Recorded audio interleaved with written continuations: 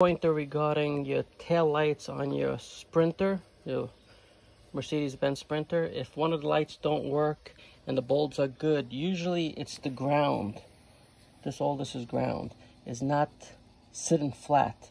If you notice, they're like little tabs, plastic, that's melted, that holds it flat. See, I had to do something like this. I had to melt some plastic just to keep it down.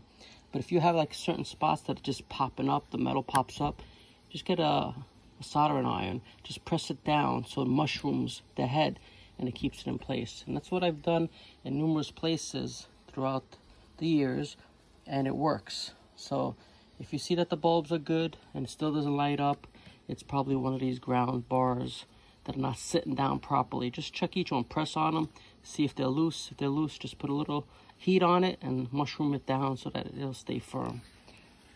All right, I hope this helps you. Thanks for watching.